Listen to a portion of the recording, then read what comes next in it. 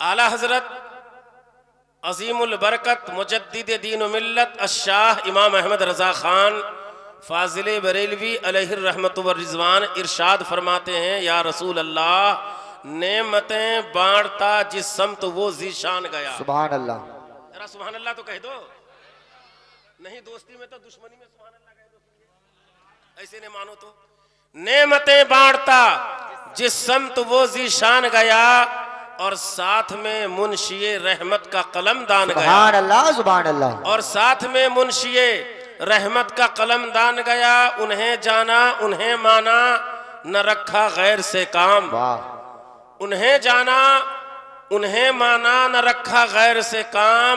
लिल्लाहिल हम्द में दुनिया से मुसलमान गया। सुभान अल्लाह सुभान अल्लाह। लिल्लाहिल हम्द में दुनिया से मुसलमान गया और तुम पर मेरे आका की इनायत न सही। और तुम पर मेरे आका की इनायत न सही। नजदियो कलमा पढ़ाने का भी एहसान गया। नजदियो कलमा पढ़ाने का भी एहसान गया। और जानो दिल होश व खिरत सब तो मदीने पहुंचे। जानो दिल होश व खिरत सब तो मदीने पहुंचे। अरे तुम नहीं चलते रजा सारा तो सुभान अल्लाह। नारे तकबीर, नारे रिसालत, नारे हैदरी जिंदाबाद जिंदाबाद। और किसी ने कहा था कि बुझी शफक तो सितारों ने रोशनी पाई। बुझी शफक तो सितारों ने रोशनी पाई। किसी की मौत किसी की हयात बनती है। और मैं जानता हूँ मताए बहार क्या है जफर। मैं जानता हूँ ये जफर से मुराद वो नहीं जो रायसत्ती पे जो पान की दुकान करते हैं, वो रायसत्ती वाले जफर नहीं है। हाँ, यहाँ जफर से मुराद मुगलिया खानदान के आखिरी बादशाह जिनका नाम जफर बहादुर शाह जफर नाम था, वो कहते हैं, क्योंकि ये शायर थोड़े हैं, शायर वो थे मुगलिया खानदान वाले, कि मैं मानता हूँ मताए बहार क्या है जफर। मैं मानता हूँ मताए बहार क्या है जफर। और चमन में वर्क़े गुलिस्तां पे अश्के शबनम है। चमन में वर्क़े गुलिस्तां पे अश्के शबनम है। और फरमाते हैं कि मौत उसकी है जिसका करे जमाना अफसोस। आप तो मुकर्रर अंदाज इख्तियार कर रहे हो। मौत उसकी है जिसका करे जमाना अफसोस। यूं तो दुनिया में आए हैं सभी मरने के लिए। यूं तो दुनिया में आए हैं सभी मरने के लिए। अब अगर आपकी इजाजत हो तो मैं 2-3 शेर तरन्नुम में पढ़ दूं।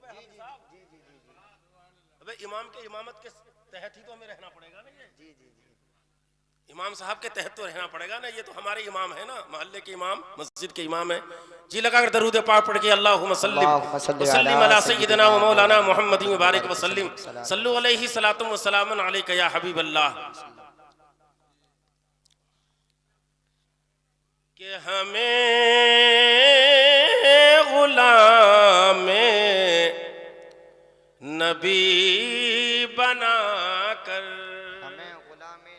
सारे लोग सुभान अल्लाह कहिए बुलंद आवाज से। सुभान अल्लाह सुभान अल्लाह। ये हम हसन नौशाही ने कहा, सुभान अल्लाह ने कहोगे। हम जबरदस्ती मुंह से जबान निकलवा के कह दवाएंगे सुभान अल्लाह। अब कहोगे कैसे नहीं है कि हमें गुलामे नबी बना कर। क्या बनाकर? गुलामे नबी बनाकर। अगर वाकईतन आप गुलामे नबी हो तो सुभान अल्लाह को बुलंद आवाज से कि हमें गुलामे नबी बना कर खुदा ने रुतबा बढ़ा दिया है। वाह वाह। हमें गुलामे नबी बना कर। हमें गुलामे नबी बना कर खुदा ने रुतबा बढ़ा दिया है। और हमें गुलामे नबी बना कर खुदा ने रुतबा बढ़ा दिया है। अरे कहाँ थे हम इस करम के काबिल। कहाँ थे हम इस करम के काबिल। कहाँ थे हम इस करम के काबिल। नबी ने काबिल बना दिया। सुभान अल्लाह। नारे तकबीर, हाथ उठा करके नारे तकबीर, नारे रिसालत, नारे हैदरी जिंदाबाद। कहाँ थे हम इस करम के काबिल, नबी ने काबिल बना दिया है। कहाँ थे हम इस करम के काबिल। और उस वक्त को याद कीजिए कि जब अबू जहल अपनी मुट्ठी को बंद करके मोहम्मद अरबी सल्लल्लाहु अलैहि वसल्लम की बारगाह में पहुंचा था तो कहा था, या अल्लाह के पैगंबर ये बताइए कि आप ये कहते हैं कि हमें आसमान का इल्म है, ज़मीन का इल्म है, अर्श आज़म का इल्म है, पहले आसमान का इल्म है, दूसरे आसमान का इल्म है, तीसरे आसमान का इल्म है।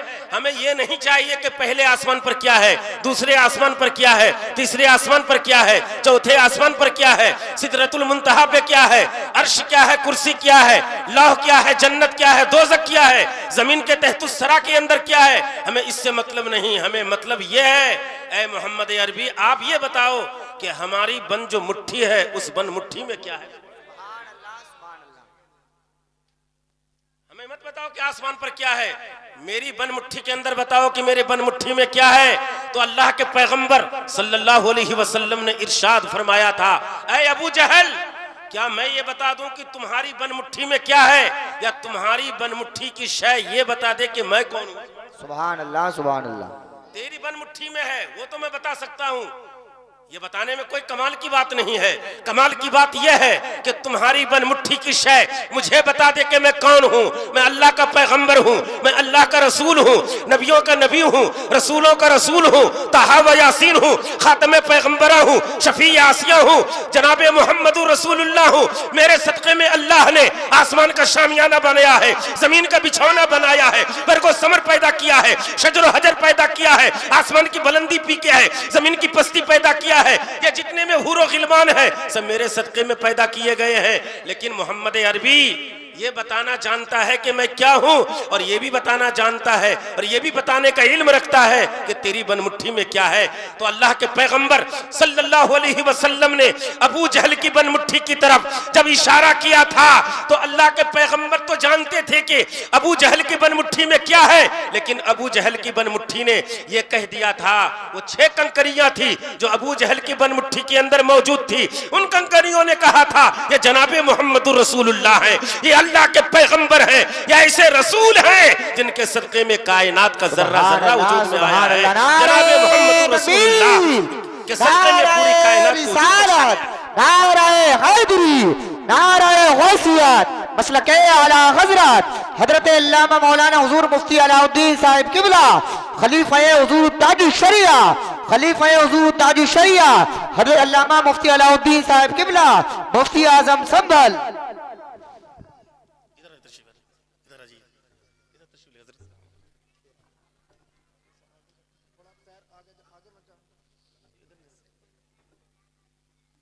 बैठ जाइए, तशरीफ रखिए। अल्लाहुम्मा सल्लि व सल्लिम अला सय्यिदिना व मौलाना मुहम्मदिन व बारिक व सल्लिम, सल्लु अलैहि सलातु व सलामुन अलैका या रसूल अल्लाह, सल्लु अलैहि सलातु व सलामुन अलैका या हबीब अल्लाह। तो उन कंकरियों ने जनाबे मोहम्मदुर रसूलुल्लाह सल्लल्लाहु अलैहि वसल्लम की रिसालत की गवाही दी थी। इसी को शायर ने कहा था कि अबू जहल की थी बंद मुट्ठी, अबू जहल की थी बंद मुट्ठी, मगर नबी ने बता दिया है। और अबू जहल की थी बंद मुट्ठी, मगर नबी ने बता दिया है। अरे जलाल आया तो कंकरों को, जलाल आया तो कंकरों को नबी ने कलमा पढ़ा दिया है। जलाल आया तो कंकरों को, जलाल आया तो कंकरों को नबी ने कलमा पढ़ा दिया है।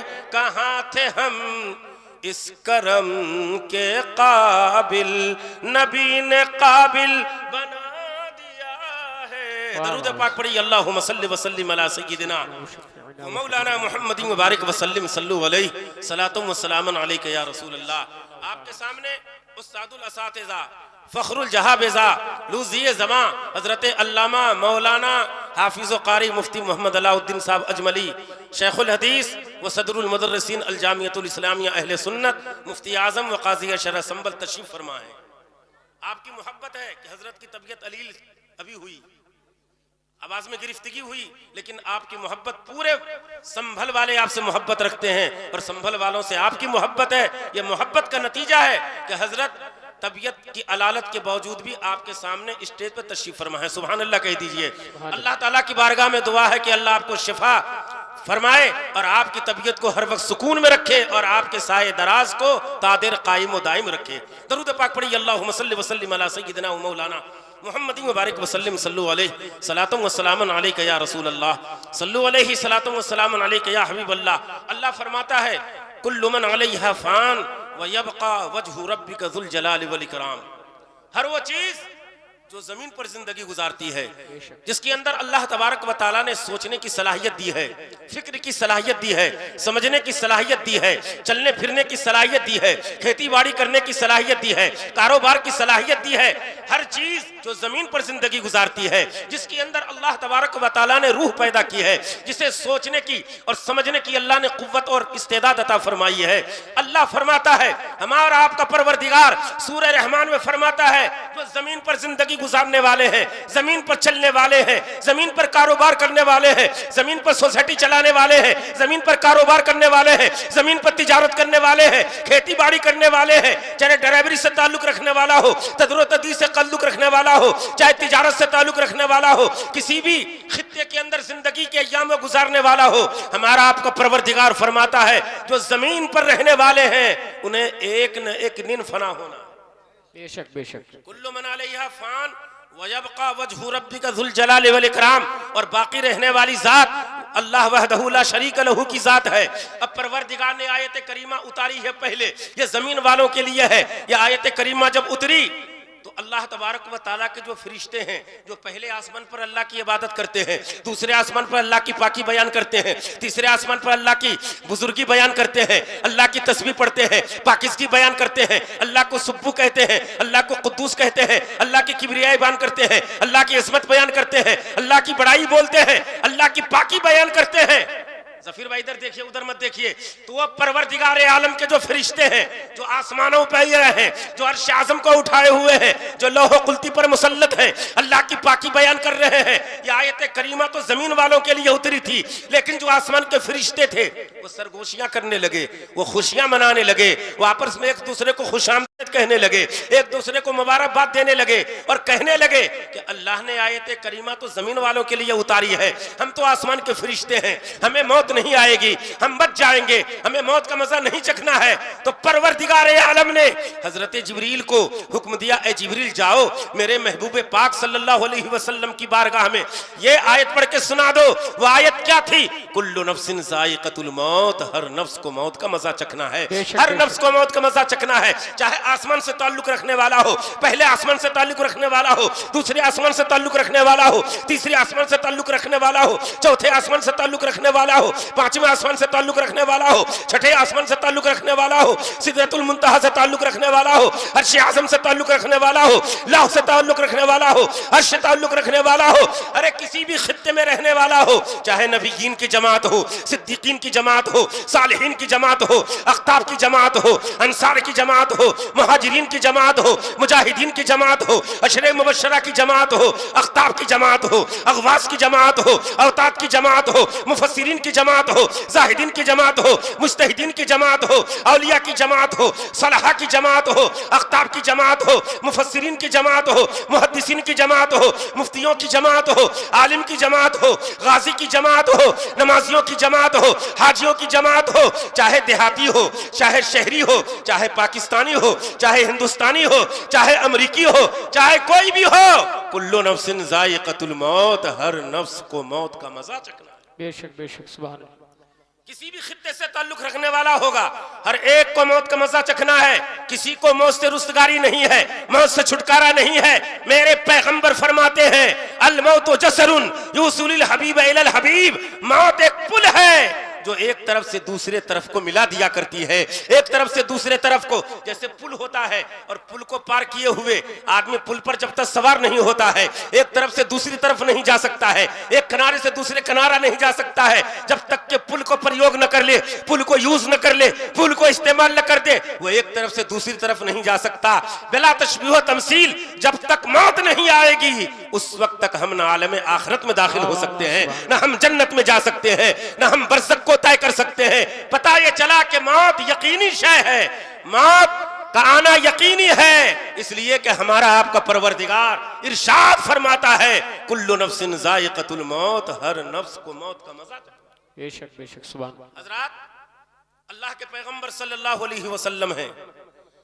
एक सहाबी, जिस सहाबी का नाम हजरत सलमान फारसी रज़ियल्लाहु ताला अन्हु, हजरत सलमान फारसी रज़ियल्लाहु ताला अन्हु रिवायत करते हैं कि अल्लाह के पैगंबर सल्लल्लाहु अलैहि वसल्लम ने इरशाद फरमाया कि अगर मरने वाले के अंदर अगर तीन बातें अगर तुम देख लो, जो दुनिया से जा रहा है, रूह जिस्म से निकल रही है, आलम नज़ा की कैफियत तारी है, और जब इस दुनिया को छोड़कर दूसरी दुनिया की तरफ जा रहा है, तो हजरत सलमान फारसी रज़ियल्लाहु ताला अन्हु रिवायत करते हैं कि अल्लाह के रसूल सल्लल्लाहु अलैहि वसल्लम ने इरशाद फरमाया, वो रसूल जिनकी जबान की जो गुफ्तगू होती है, जिनकी कुव्वते जो नताकत है, अल्लाह के पैगंबर जो बोलते हैं वो अपनी तरफ से नहीं बल्कि जो कुछ बोलते हैं वो अल्लाह के कौल को बोला करते हैं। इन हुवा इल्ला वह्युन यूहा, पैगंबर अपनी तरफ से नहीं बोलते बल्कि वही बोलते हैं जो अल्लाह को हुक्म हुआ करता है। इसलिए कि है कौले मोहम्मद कौले खुदा, फरमान न बदला जाएगा, है कौले मोहम्मद कौले खुदा, फरमान न बदला जाएगा, और बदलेगा जमाना लाख मगर कुरान न बदला जाएगा। और सजदे में मुस्तफा के नवासे ने कह दिया, सजदे में मुस्तफा के नवासे ने कह दिया, नाना के दीने पाक को बेचा न जाएगा। पैगंबर फरमाते हैं अगर मरने वाले के अंदर अगर तीन बातें अगर तुम देख लो, अगर वो तीन बातें मरने वाले के अंदर पाई जाएं, तो हमारा आपका परवरदिगार, हमारे आपके परवरदिगार का पैगंबर, हमारे आपके रसूल मुहतशम जनाबे मोहम्मदुर रसूलुल्लाह सल्लल्लाहु अलैहि वसल्लम इरशाद फरमाते हैं कि अगर उस मरने वाले के अंदर तीन बातें अगर पाई जाएं, तो कसम है उस जात की जिसके कब्जे कुदरत में मेरी जान है, वो दुनिया से जाने वाला यकीन के साथ वो जन्नती होगा, वो जहन्नमी नहीं हो सकता। बेशक सुभान। गौर से सुने वो तीन बातें क्या हैं। पैगंबर फरमाते हैं पहली बात तो ये है कि मरने वाला जब मर रहा हो तो सबसे पहले ये देखो कि उसकी आंख से रूह के निकलने के वक्त में आंसू रवा दवा हो रहे हैं या नहीं हो रहे हैं। क्या आना चाहिए उसकी आंख से, जरा बोलिए पीछे वाले। आंसू, मरने वाला मरे तो ये देखिए कि उस मरने वाले के आंसू रवा दवा होते हैं या नहीं होते। कुछ बातें जरूरी समझ लीजिए। दूसरी अलामत यह बयान की कि उस मरने वाले के अंदर ये देखो कि उसकी पेशानी से पसीना बह रहा है या नहीं बह रहा है। आंख से आंसू का बहना, पेशानी से पसीना का बहना। तीसरे नंबर पे पैगंबर फरमाते हैं कि उसकी नाक का जो नथना है, नाक का जो अंदरूनी हिस्सा है, उस हिस्से के अंदर कुशादगी, उसाद, फैलाव है या नहीं है। अगर उसकी पेशानी से पसीना बहने लगे रूह के निकलने के वक्त, आंसू रवा दवा होने लगे, अश्क बहने लगे, और नाक के नथना के अंदर कुशादगी पैदा हो जाए, तो हमारे आपके पैगंबर फरमाते हैं अगर ये तीनों बातें उस मरने वाले के अंदर पाई जाए तो कसम है उस जात की जिसके कब्ज़े कुदरत में मेरी जान है, वो जाने वाला जहन्नमी नहीं हो सकता है बल्कि अल्लाह के फजल से वो जन्नती होकर जा रहा है, वो गुलाम मुस्तफ़ा होकर के जा रहा है, वो आशिक़े गौस ख्वाजा रज़ा बन के जा रहा है, वो गुलाम हुसैन बन के जा रहा है, वो सिद्दीक़ अकबर का वफादार गुलाम जा रहा है, उमर बिन खत्ताब का गुलाम जा रहा है, उस्मान गनी का चाहने वाला जा रहा है, अली मुर्तज़ा का आशिक जा रहा है, हसनैन करीमैन की मोहब्बत में जा रहा है। इसलिए कि जब पैगंबर फरमा रहे हैं। तो इसलिए कि पैगंबर की बात दुनिया तो हट सकती है, आसमान तो फट सकता है, पहाड़ तो हट सकते हैं, जमीन के अंदर जलजला तो हो सकता है, लेकिन है कौले मोहम्मद कौले खुदा, फरमान न बदला जाएगा। है कौले मोहम्मद कौले खुदा, फरमान न बदला जाएगा। और बदलेगा जमाना लाख मगर कुरान न बदला जाएगा। इसलिए कि पैगंबर फरमा रहे हैं अगर मरने वाला मर रहा है, तीनों बातें अगर पाई जा रही हैं तो वो जन्नती होकर जा रहा है। सुभान अल्लाह। हज़रात, किताबों के अंदर आता है, अल्लामा जलालुद्दीन सूती रहमतुल्लाह ताला अलैह अपने किताब मुस्तताब शरहुस सुदूर में नकल फरमाते हैं कि अल्लाह के पैगंबर सल्लल्लाहु अलैहि वसल्लम ने एक मरतबा मलकुल मौत इज़राइल अलैहिस्सलाम से आपने इरशाद फरमाया।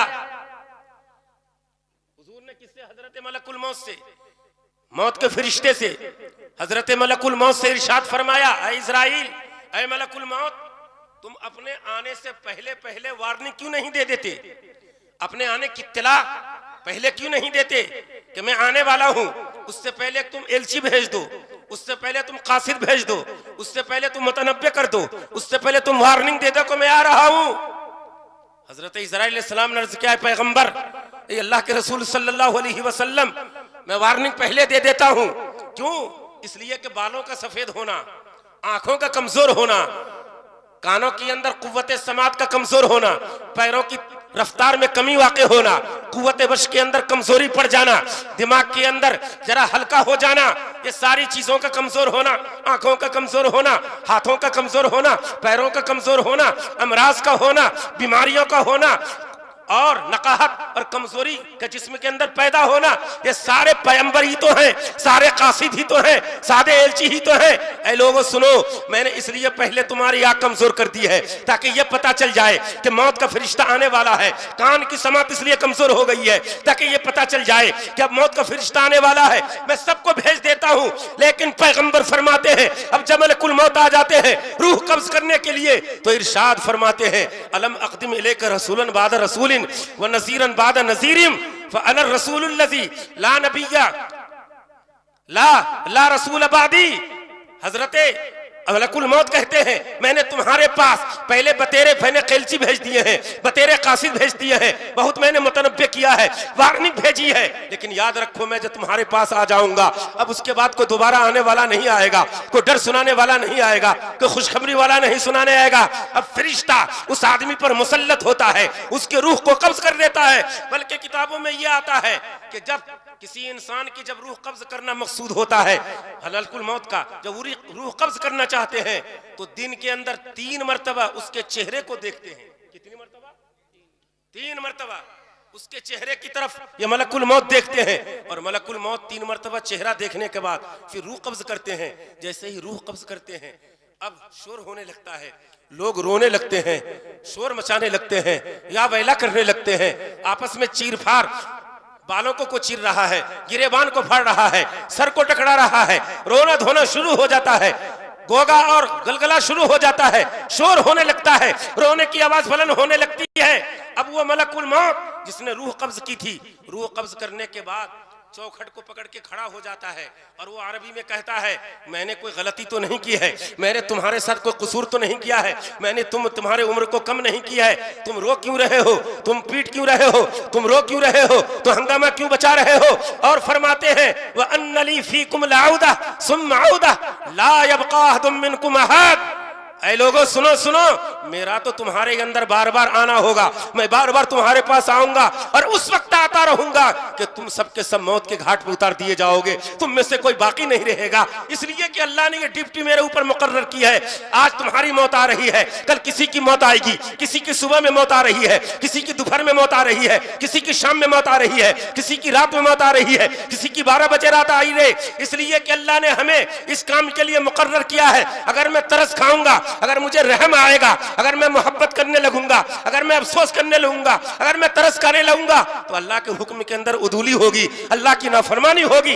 अल्लाह ने जिस काम के लिए मुझे मुकर्रर किया है वो मैं काम के रहूंगा। इसलिए तुम्हारा वक्त पूरा हो चुका है। वलन युअख्खिरल्लाहु नफ्सन इज़ा जाअ अजलुहा, जब आदमी की मौत का वक्त जब आ जाता है तो अल्लाह तबारक व तआला उसकी मौत में ताखिर नहीं फरमाता है, बल्कि जो वक्त मुकर्रर है उसी वक्त में उसे मरना है। लेकिन हमें क्या पता कि हमारी मौत कब आएगी, हम कब मरेंगे, किस वक्त में मरेंगे। इसलिए कि हमें जरूरत इस बात की है कि हम जब भी मौत आए तो हम मौत की मुकम्मल तैयारी करके रहें, हर वक्त हम तैयार रहें। ऐ मौत हम तैयार हैं, आजा। इसलिए कि हमारे पास नमाजों का भी अंबार है, रोजा का भी अंबार है, तिलावत कुरान का भी अंबार है, सदका तो खैरात का भी अंबार है। जिसके पास तैयारी होती है, मौत की तैयारी होती है, जाने की तैयारी होती है, आखिरत की तैयारी होती है, उसे जर्रा बराबर फिक्र नहीं होता है। वो मौत से नहीं डरता है, बल्कि अल्लाह और अल्लाह के रसूल के हुक्म पर अमल करने के लिए हम वक्त तैयार रहा।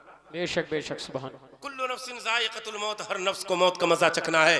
हजरात, अगर आपने नमाजें पढ़ी है, आपने रोजा रखा है, आपने तिलावत कुरान किया है, आप वाज़ो नसीहतों के मजलिसों में जाया करते हैं, जुमा के दिन खुतबा से पहले मस्जिद में आप इमाम साहब के खुतबा सुनने से पहले इमाम के वाज़ो नसीहत सुनने के लिए आप तशरीफ ले जाते हैं, तो हदीस पाक के अंदर आता है, अब ये मरने वाला जब मरता है, अगर उसने नमाज पढ़ी है, उसने रोजा रखा है, उसने कुरान की तिलावत की है, उसने जिक्र व अस्कार किया है, तो आपको मालूम है जब वो कब्र में रखा जाता है, तो कब्र में रखने के बाद अब दाएं तरफ जब अजाब का फरिश्ता मुसल्लत होता है, अब अजाब का फरिश्ता मुसल्लत हुआ, लेकिन नमाज अब इंसानी शक्ल में तैयार हो जाती है, मुजस्सम होती है।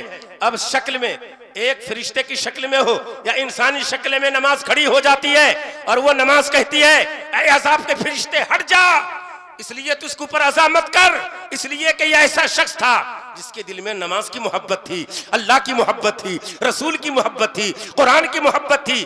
फजर की नमाज पढ़ता था तो जोहर की नमाज की फिक्र में रहता था, जोहर की नमाज पढ़ता था तो असर की नमाज की फिक्र रहती थी, असर की नमाज पढ़ता था तो मगरिब की फिक्र रहती थी, मगरिब की नमाज पढ़ता था तो इशा की फिक्र रहती थी, इशा की नमाज जब पढ़ता था तो सो जाता था। वो मोबाइल की स्क्रीन पर गलत सलत तस्वीरें नहीं देखता था, वो गाना नहीं सुनता था, वो गलत बातों को नहीं सुनता था, वो आवारा लड़कों के साथ घूमता नहीं था, रात के अंदर वक्त जाया नहीं करता था, बल्कि उसकी फिक्र होती थी इशा के बाद अपने घर जाने के बाद बिस्तर पर सो जाया करता था।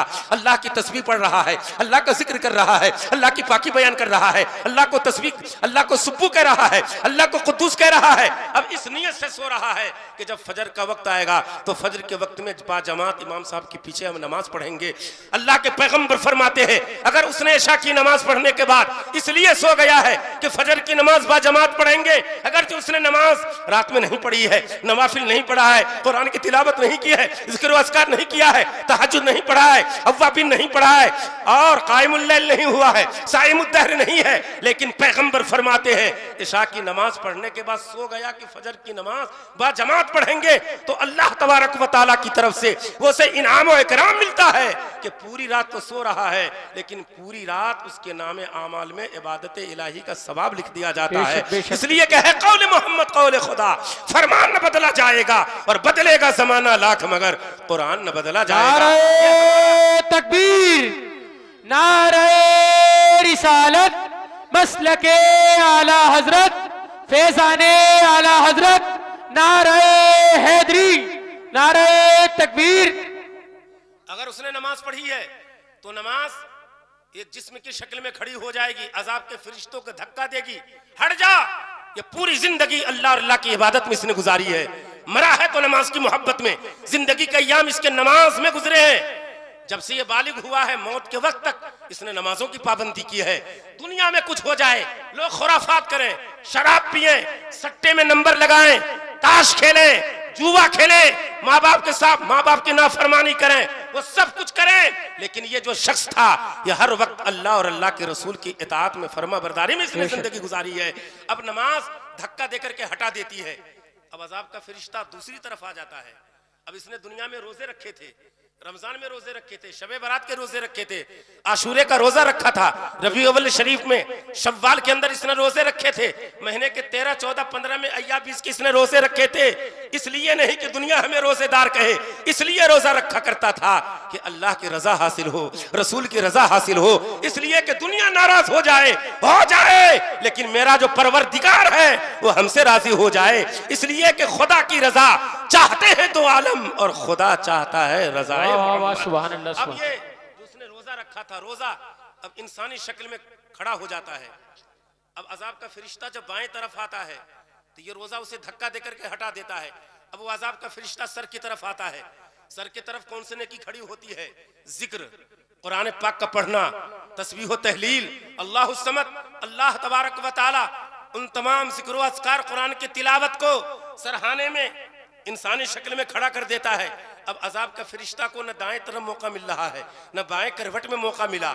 अब सर की तरफ वो अजाब का फरिश्ता आया तो सर की तरफ की जो नेकियां हैं, यानी नमाज, कुरान की तिलावत, जिक्र व अज़कार, तस्बीह व तहलील, ये सारी चीजें खड़ी हो जाती हैं। अब सर की तरफ अजाब का फरिश्ता को मुसल्लत होने का मौका नहीं मिलता। अब दाएं तरफ भी मौका नहीं मिल रहा है, बाएं तरफ भी मौका नहीं मिल रहा है, सर की तरफ भी मौका नहीं मिल रहा है, बल्कि पैरों की तरफ अजाब का फरिश्ता आता है। अब अजाब का फरिश्ता जब पैर की तरफ आता है तो पैर की तरफ कौन सी नेकी है? यही नेकी है कि ठंड का मौसम है, आपका बिस्तरा ये कह रहा था कि कहाँ जा रहे हो? नरम नरम गरम गरम बिस्तर छोड़कर, लिहाफ गद्दा छोड़कर, ये कंबल वगैरह छोड़कर कहाँ जा रहे हो? लेकिन आपने बिस्तर के तकाजे पर अमल नहीं किया है, गर्म लिहाफ के तकाजे पर अमल नहीं किया है, बल्कि अल्लाह की रजामंदी के लिए, रसूल की रजामंदी के लिए, उलमाए किराम को बयान सुनने के लिए, हजरत कारी अलाउद्दीन साहब मुफ्ती आजम के चेहरे ज़ेबा की जियारत के लिए आप यहाँ आए हो। अरे कुछ हो, बिस्तर नर्म रहे या गर्म रहे, लिहाफ नर्म रहे या गर्म रहे, दुनिया कुछ चाहे, हमें तो वो काम करना है जिससे अल्लाह राजी हो जाए, रसूलुल्लाह राजी हो जाए। इसलिए कि जब मजलिस में जाएंगे, इसाले सवाब की महफिल होगी, वसीम भाई के 40वें के नाम से इसाले सवाब की महफिल मनाई जा रही है। हजरत कारी अलाउद्दीन साहब तशरीफ लाए हैं, कारी गुफरान साहब, मौलाना नाजिम रजा मंजरी आए हैं, हसन नौशाही को बुलाया गया है, उलमाए किराम आए हैं। ना जाने उस महफिल में कोई अल्लाह का नेक बंदा होगा, उस नेक बंदा के सदके में कहीं अल्लाह ताला हमारे सगीरा कबीरा गुनाहों को माफ कर देगा और उसके सदके में अल्लाह हमें जन्नत के अंदर आला सलाम मुकाम अता फरमा देगा। अब वो नेकी सामने की तरफ, सर की तरफ जब खड़ी होती है, बाएं तरफ, या आप जो यहाँ जलसे में आए हैं, 40वें की महफिल में आए हैं, मदरसे में आपने रसीद कटाने के लिए, उलमाए किराम की दावत के लिए, उलमाए किराम के चेहरा देखने के लिए, इमाम साहब के साथ भलाई के लिए, इमाम साहब से मुलाकात करने के लिए, इमाम साहब के चेहरे ज़ेबा की ज़ियारत करने के लिए, औलिया किराम के मज़ारात पर हाजिरी के लिए जो जाते हो, ये सारी नेकी पैर की तरफ खड़ी हो जाएगी। अब अजाब के फरिश्ते को न साएं सर की तरफ मौका मिल रहा है, न पैर की तरफ मौका मिल रहा है, न दाएं तरफ मौका मिल रहा है, न बाएं तरफ मौका मिल रहा है। चारों तरफ से ये सारी नेकियां घेर लेती हैं। अब एक तरफ सब्र होता है, सब्र कहता है कि तुम सबों से जब काम न बनता तो मैं मैदान में आ जाता, मैं इसके काम के लिए आता, इसलिए कि मेरी जरूरत यहाँ नहीं है।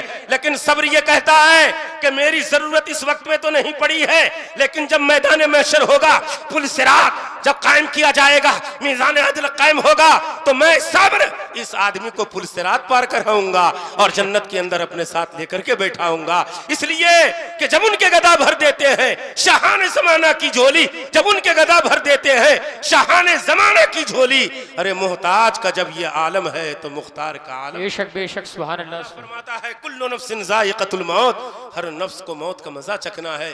हजरत उमर बिन खत्ताब रज़ियल्लाहु ताला अन्हु हैं, फरमाते हैं कि अल्लाह के पैगंबर सल्लल्लाहु अलैहि वसल्लम ने इरशाद फरमाया, ला तगुर्रन्नकुमुद दुनिया हत्ता गर्रतनी वला यलअबन्ना बिकुमुज़ ज़मान मा लअब बी मा खलफ़तु मा तरक्तु लिवरसती वद्दय्यान यौमल क़ियामा युखासिमुनी व युहासिबुनी। एक मतलब दरूद शरीफ तो सुना दो, सुभान अल्लाह का सुभान अल्लाह। दरूद पाक पढ़ो, अल्लाहुम्मा सल्लि व सल्लिम अला सय्यिदिना व मौलाना मुहम्मदिन व बारिक व सल्लिम, सल्लु अलैहि सलातुम व सलामुन अलैका या रसूल अल्लाह, सल्लु अलैहि सलातुम व सलामुन अलैका या हबीब अल्लाह, सल्लु अलैहि सलातुम व सलामुन अलैका या रसूल अल्लाह। पैगंबर फरमाते हैं कि जब मरने वाला जब मरता है और उसको जब ताबूत पर रख दिया जाता है, और ताबूत पर रखने के बाद जब 3 कदम जब आपे के चलते हो, तो आगे चलने के बाद वो लाशा, वो मय्यत, वो मुर्दा ये कहता है, ला तगुर्रकुमुद दुनिया हत्ता गर्रतनी। ऐ लोगो, तुम्हें दुनिया धोखा में ना डाले जैसे मुझे धोखा में डाल दिया। मौत कहती है, मुर्दा कह रहा है, लाश कह रही है, मय्यत कह रही है। और इस बात को जिन और इंसान के अलावा हर कोई सुनते हैं, लेकिन अगर तुम्हारे सामने ये बातें बिल्कुल जाहिर कर दी जाएं तो सब तो नमाजी हो जाएंगे, सब रोजेदारी हो जाएंगे। लेकिन हम तो उस वक्त में सच्चा पक्का मुसलमान है कि अल्लाह और अल्लाह के रसूल ने जो हमें बात बताई है, रसूल अकरम ने जो हमें गैब का इल्म दिया है, रसूल अकरम ने जो बात बताई है जो हमारी नजरों से उजल और पोशीदा है, उसको मान लेने का नाम तो ईमान कहलाता है। वो मुर्दा कहता है, वो मैयत कहती है कि तुम्हें हरगिज दुनिया धोखा में न डाले जैसे मुझे धोखा में डाला है। वला यलअबन बिकुम ज़मान, जमाना तुम्हारे साथ खिलवाड़ न करे, कमा लअब भी, जैसे मेरे साथ खिलवाड़ जमाना किया है। और आगे फरमाते हैं अल्लाह के पैगंबर सल्लल्लाहु अलैहि वसल्लम, और फरमाते हैं वह खलफ़तु मा तरक्तु लिवरसती, मैंने जो कुछ कमाया था, मेरी जो जायदाद है, मेरी जो प्रॉपर्टी है, मेरी जो जमीन है, मेरे जो बैंक बैलेंस है, मेरे जो सोने चांदी है, जो हीरे जवाहरात है, जो मकान है, ये सारी जायदाद मेरे वर्षा के लिए है। अल्लाहु समद। और फरमाते वद्दय्यान यौमल क़ियामा युखासिमुनी व युहासिबुनी, कि मेरा जो कर्ज वाला है, जिससे कर्ज लेने के बाद मैंने औलाद को परवरिश की है, प्रॉपर्टी को हमने बढ़ाया है, हमने कारोबार किया है, नमाज को छोड़ दिया है, रोजा को छोड़ दिया है, हराम काम के अंदर हमने जिंदगी गुजारी है, तो वो कर्ज वाला कयामत के दिन मुझसे झगड़ेगा, मुझसे मुहासबा करेगा। अगर वाकईतन तुम अल्लाह और अल्लाह के रसूल के वफादार गुलाम बनना चाहते हो, रसूल अकरम सल्लल्लाहु अलैहि वसल्लम की वफात शार अगर तुम गुलाम बनना चाहते हो, तो सिद्क दिल से तौबा करो, अपने जिंदगी के अंदर चेंजिंग लाओ, इनकलाब पैदा करो, और अवारों की तरह जिंदगी न गुजारो, बेनमाजियों की तरह जिंदगी न गुजारो। अपनी जबान को शराब नोशी से बचाओ, गीबत से बचाओ, झूठ से बचाओ, ताकि जब तुम दुनिया से जाओ तो नमाजी बन करके जाओ, रोजेदार बन करके जाओ। और मालूम है कि जब बच्चा पैदा होता है तो बच्चा के कान के अंदर अजान और इकामत कहे जाते हैं, दाएं तरफ अजान, बाएं तरफ इकामत कही जाती है। और अजान और इकामत कहने के बाद आज हमारा मामला है कि हॉस्पिटल में अगर कोई बच्चा पैदा हो रहा है या घर के अंदर बच्चा अगर बगैर ऑपरेशन के पैदा हो रहा है, तो हमें अजान के कलिमात याद नहीं है, इकामत के कलिमात हमें याद नहीं है। हम मौलाना को या मस्जिद के इमाम की कुंडी हम खटखटाते हैं कि हजरत चलो मेरे यहाँ बच्चे की पैदाइश हुई है, अजान के कलिमात कह दो, इकामत कह दो। हमें अजान तक नहीं आती है। फिल्मी गाने हमें बहुत याद हैं, कौन मैच कब जीता गया वो हमें याद है, खिलाड़ियों के हमें नाम याद हैं, फिल्मिस्तान के हीरो और हीरोइन के हमें नाम याद हैं, और सारी बातें याद हैं। 1983 में कौन हिंदुस्तान जीता था या पाकिस्तान जीता था, सारी बातें याद हैं। लेकिन अफसोस मुसलमान, अगर कहा जाए कि तुम जरा कलमा तो सुना दो, कभी कलमा शरीफ का विर्द तो कर दो, कभी कलमा तैयबा तो पढ़ दो, कभी ये कहा जाए अजान के कलिमात तो कह दो, इकामत तो कह दो, सोने की दुआ क्या है, मस्जिद में दाखिल होने की दुआ क्या है, नमाज में वाजिबात कितने हैं, नमाज में फराइज कितने हैं, हमें शर्म आती है। और हम कह देते हैं कि हजरत हमें शर्म आती है। शर्म नहीं आनी चाहिए मुसलमानों। इसलिए याद रखो, जब तुम पैदा हुए थे तो तुम्हारे कान के अंदर अजान कहलवाई गई थी, इकामत कहलवाई गई थी। अब जब तुम पैदा हो गए, पैदा होने के बाद जब तुम्हारे इंतकाल का वक्त आता है, तो याद रखो अजान के बाद जब इकामत होती है तो इकामत के बाद जमात में कोई वक्फा नहीं होता, उसमें लंबी ताखिर नहीं होती है, बिला तशबीह व तमसील अजान और इकामत कही जा चुकी है। अब तुम्हारी जो जिंदगी है ये सफर जिंदगी है, ये मुसाफिर जिंदगी है, ये चंद रोजा जिंदगी है। याद रखो कि अजान और इकामत कही जा चुकी है। अब नमाज जनाजा जब होगी तो उसमें न इकामत कही जाएगी न तकबीर कही जाएगी। शर्त यह है कि जब दुनिया से जाओ, जब तुम पैदा हुए थे तो तुम रो रहे थे, लोगों की मुस्कुराहट थी, लोगों के तबस्सुम रेजियां थी, लेकिन जब तुम जाओ तो अपने कफन के अंदर मुस्कुरा रहे हो, लोग रो रहे हो। इसलिए कि यही असली जिंदगी है, यही गुलाम मुस्तफा का वतीरा है, यही आशिक रसूल का एक अंदाज होना चाहिए। ये जा रहा है, इसे किसी चीज की फिक्र नहीं है, बल्कि फिक्र यह है कि जब कब्र में रखे जाएंगे तो अल्लाह के रसूल सल्लल्लाहु अलैहि वसल्लम का दीदार होगा, नबी अकरम सल्लल्लाहु अलैहि वसल्लम की जलवागरी होगी और ईमान के अंदर ताज़गी होगी। इसीलिए तो हजरत राबिया बिसरिया रज़ियल्लाहु ताला अन्हा है, जब आपको कब्र में रखा गया तो कब्र में रखे जाने के बाद मुनकर नकीर तशरीफ ले आए, पूछा मर रब्बुका मा दीनुका मा कुंत तक़ूलु फी हक़्क़ि हाज़िर रुजुल। पहला सवाल था, ए राबिया बिसरिया पूरी जिंदगी अल्लाह और अल्लाह के रसूल की इबादत में गुजारी है, लेकिन सवाल तो सबसे होना है, नबियों के अलावा, बच्चों के अलावा। हजरत राबिया से पूछा गया, राबिया ये बताओ तेरा रब कौन है? तो हजरत राबिया ने क्या मुबारक जवाब दिया था, जरा सुभान अल्लाह तो कह दीजिए। सुभान अल्लाह। हजरत राबिया ने कहा था, फरिश्तों मुझसे पूछ रहे हो कि मेरा रब कौन है?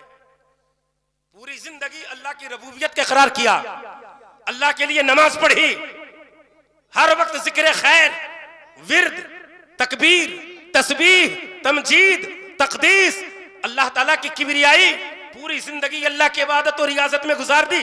फिर मुझसे पूछते हो कि मेरा रब कौन है? उस रब से पूछो कि मैं उसकी बंदी हूं या नहीं हूं।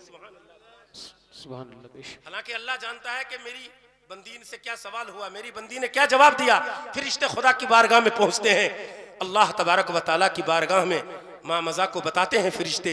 अल्लाह हुक्म देता है, फरिश्ते जाओ राबिया के लिए अब आगे सवाल मत करना, इसलिए कि ये मस्तानी की हालत में ये दुनिया के अंदर आई थी, इश्क की हालत में दुनिया से जा रही है। अब जाओ और राबिया से कह दो नम कनौमतिल उरूस, तुम इस तरह सो जाओ जैसे दुल्हन सोया करती है, और उसको उसके अलावा जो ज्यादा महबूब है उसके अलावा कोई नहीं उठाएगा।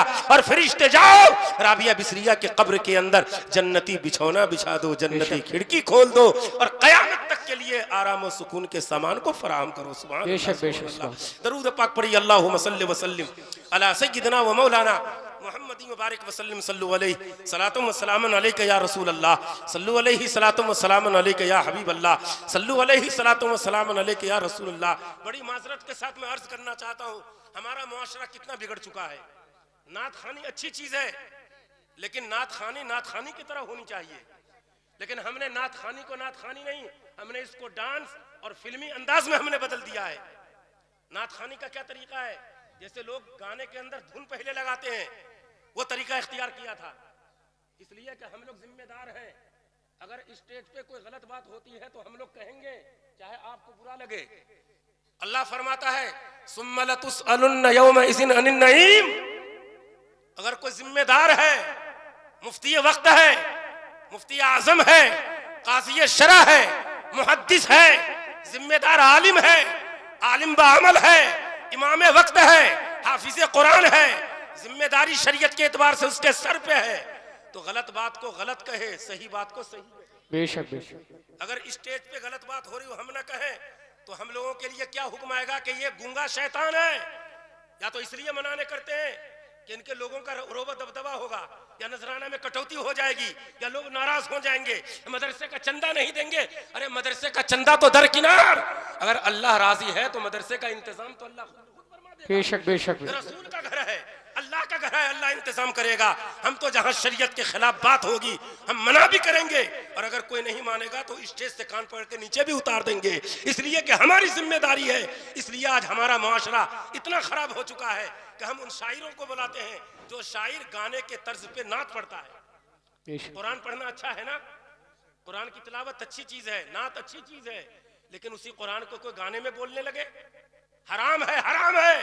इसलिए कि नात अच्छी चीज है, लेकिन जब नात को गाने के तर्ज में अगर पढ़ी जाएगी तब सुन्नत रसूल नहीं होगी, वो हजरत हसन की सुन्नत नहीं होगी, रसूल अकरम की सुन्नत नहीं होगी, बल्कि वो खुराफात कहलाएगी। सुनने वाले भी गुनहगार, सुनाने वाले भी गुनहगार। ना तो वो हो कि जिसमें इश्क रसूल आ रहा हो, ना सुने तो अल्लाह के रसूल की तरफ हमारी मुकम्मल तवज्जो हो रही हो।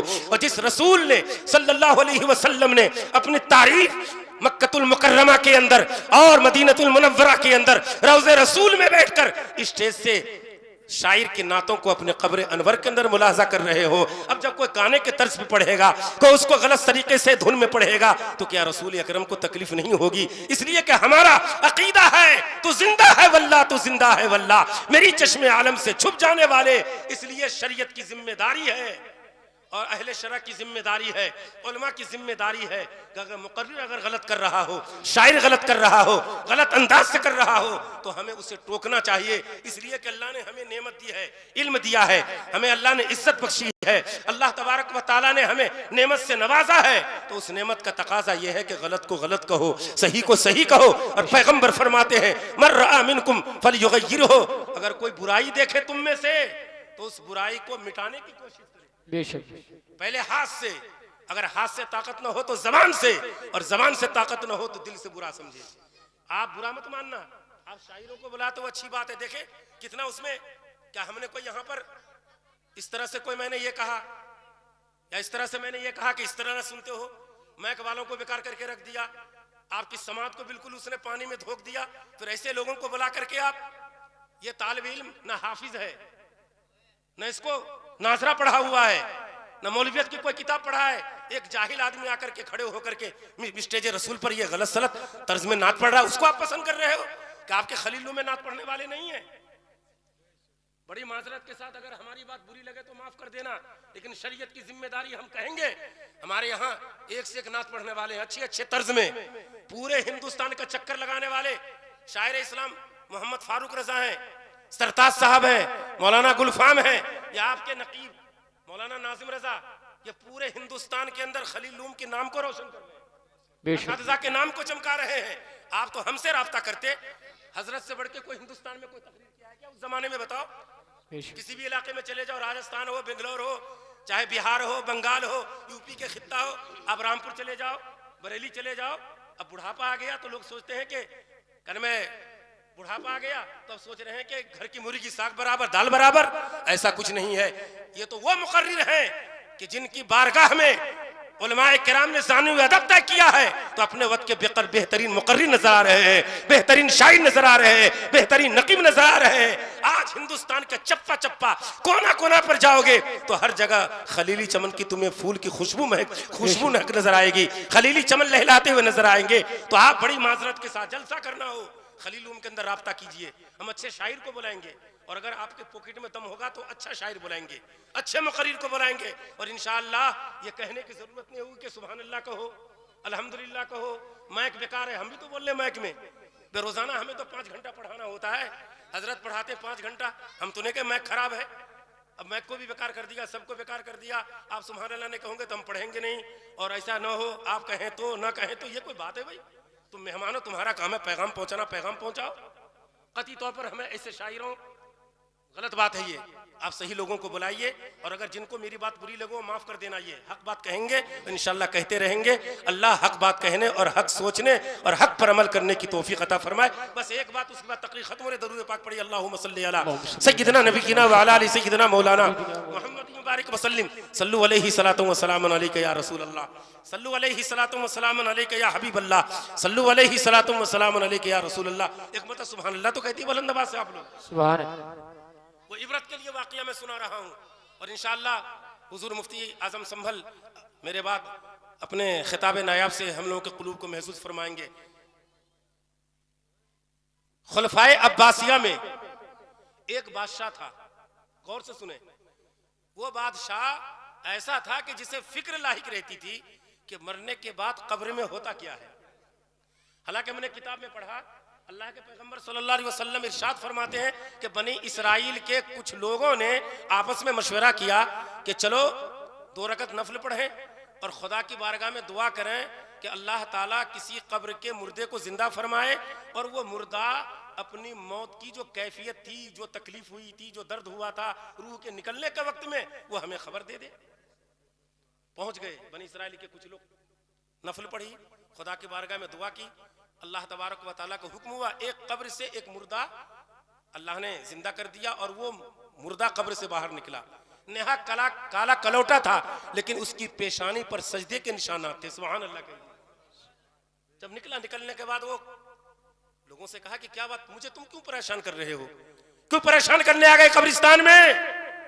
तो लोगों ने कहा था कि हमने खुदा की बारगाह में दुआ की है कि हम तुम अपने मौत की जो तकलीफ थी उस तकलीफ को बताओ, ताकि हम अपने दिल में खौफे खुदा पैदा करें, तौबा करें, और जब दुनिया से जाएं तो हमारी जबान पर कलमे तय्यबा जारी। बेशक बेशक। तो उस मुर्दे ने कहा था 100 साल पहले मेरा इंतकाल हुआ था। याद रखो मुसलमानों, 100 साल पहले मेरा इंतकाल हुआ था, जबकि मैं नमाजी था, रोजेदार था, अल्लाह का नेक बंदा था।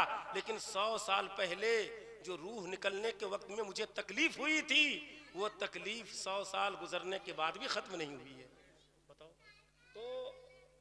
तो खुलफाए अब्बासिया में एक बादशाह जिसको फिक्र रहती थी कि कब्र में किस तरह मंजर होता है ये, तो उसने ये तय किया, ऐलान कराया कि या तो कोई कब्र में जाने के बाद ये बताए, मुर्दा को जिंदा किया जाए, मुर्दा ये बताए कि कब्र में क्या क्या सवालात हुए, क्या हश्र हुआ, कब्र ने किस तरह से इसके साथ सुलूक किया, या यह है कि कोई ऐसा आदमी जो बज़ाहिर मुर्दा बन जाए और वो कब्रिस्तान में जाने के बाद कब्र में उसे दफन कर दिया जाए, रात भर कब्र में रहने के बाद सुबह हो और हमें बताए कि रात में उसके साथ कब्र के अंदर क्या क्या मामला पेश हुआ।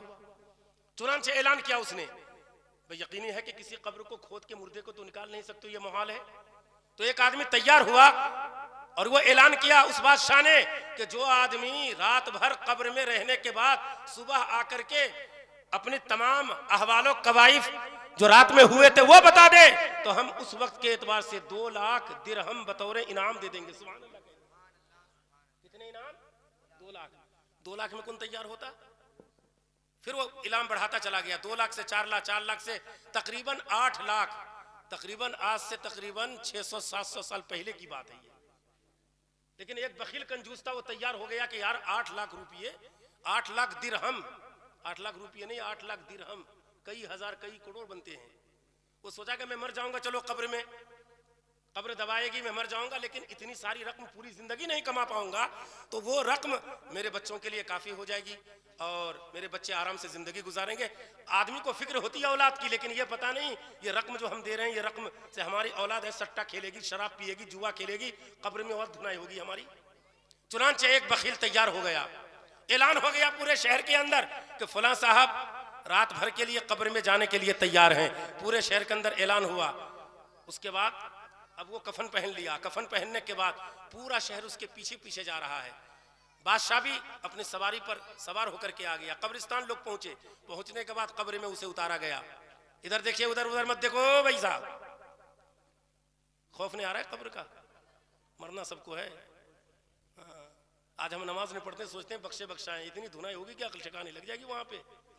हजरत उस्मान गनी दामाद पैगंबर हैं, अल्लाह के रसूल ने दुनिया में जन्नती होने की खुशखबरी दी, लेकिन जब मौत का जिक्र, कब्र का जब तज़किरा छिड़ता था तो हजरत उस्मान गनी इतना रोते थे, इतना रोते थे कि आपके आंखों से आंसू इतने निकलते थे कि आपकी दाढ़ी शरीफ तर हो जाया करती थी।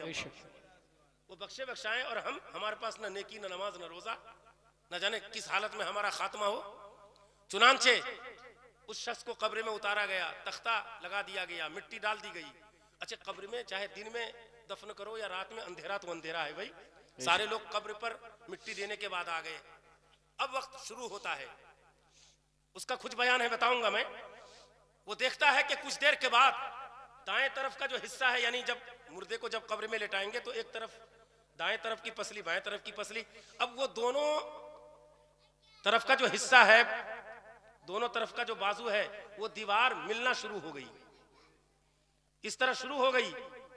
शुरू होते होते वो बताता है कि ऐसा लगा कि जैसे अब मैं बिल्कुल दब जाऊंगा, बिल्कुल अब हमारी रूह निकल जाएगी। इतना सोच रहा था कि अचानक वो दोनों दीवारें अलग हो गई। फिर वो सोचने लगा कि शायद मेरे जहन में वहम था, ये दिल में एक फतूर पैदा हुआ, ये दीवार नहीं मिल रही थी। अभी सोच ही रहा था कि सर के तरफ और पैर की तरफ की जो दीवार थी वो मिलना शुरू हो गई। मिलते मिलते मिलते अब उसका जो घुटना है वो बिल्कुल सीने से लगना शुरू हो गया। अब ऐसा लगता कि घुटना बिल्कुल सीने को फाड़ के पीठ की तरफ ये घुटना निकल जाएगा, पसली बिल्कुल अब टूट जाएगी, चकनाचूर हो जाएगी। अभी ये सोच ही रहा था कि अब रूह निकलेगी, तब रूह निकलेगी, लेकिन उसके बाद फौरन सर के तरफ और पैर की तरफ की दीवारें दूर हो गईं। अब ये सोचने लगा कि हुआ ये क्या, अल्लाहु समद। तो उसके दिल के अंदर ख्याल पैदा हुआ। और वो जब जा रहा था कब्रिस्तान, जिंदगी भर उसने अल्लाह की राह में कोई खर्च नहीं किया था, एक पैसा नहीं दिया था, न मस्जिद में न मदरसे में, न किसी को किसी चीज में पैसा दिया था। लेकिन जब वो चल रहा था कब्रिस्तान की तरफ, एक फकीर आया था और उस फकीर ने कहा था अल्लाह के नाम पे कुछ तो दे दो। तो कुछ तो था नहीं उस बखील कंजूस के पास, मक्की चूस के पास। तो जमीन से एक मूंगफली के छिलके को उठाकर उसने उस फकीर को दे दिया। दिया भी तो मूंगफली का छिलका। वो छिलका इतना काम कर गया कि अल्लाह तबारक व तआला ने कब्र के अजाब से उसे महफूज फरमा लिया। और वो सोचने लगा काश कि अगर मैं पूरी जिंदगी जो मैंने कमाया था अगर अल्लाह की राह में खर्च कर दिया होता तो कब्र के इस वहशतनाक मंजर से मैं बिल्कुल महफूज और मामून हो जाता। इसलिए जरूरत इस बात की है, मस्जिद हो, मदरसा हो, कोई गरीब आदमी है, किसी लड़की की शादी नहीं हो रही है, किसी के पास लिहाफ का इंतजाम नहीं है, उसके पास दवा का इंतजाम नहीं है, पैसे की दिक्कत है, ऐसे मोहताज लोगों की मदद किया करो। मस्जिद में दो, मदरसे में दो, मोहताज लोगों की तुम इमदाद करो।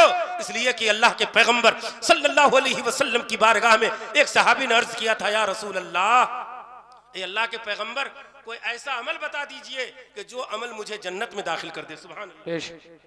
तो हुजूर ने फरमाया था वल मिन्हतुल उलूफ, थोड़ा थोड़ा खुदा की बारगाह में हदिया पेश किया करो।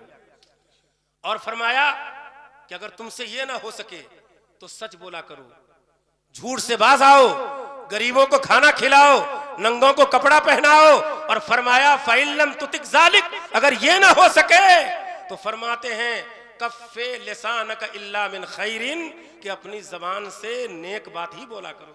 बेशक बेशक सुभान। एक सहाबी ने अर्ज किया था, या रसूल अल्लाह, मुझे ये कैसे पता चलेगा कि मैं सही बात बोल रहा हूँ या गलत बात बोल रहा हूँ, मेरी हद बात सही होती है। तो पैगंबर ने फरमाया था, सुन, जब तू ये बात बोले तुम्हें ये पता कैसे हो कि तुमने सही बात कही है या गलत बात कही है।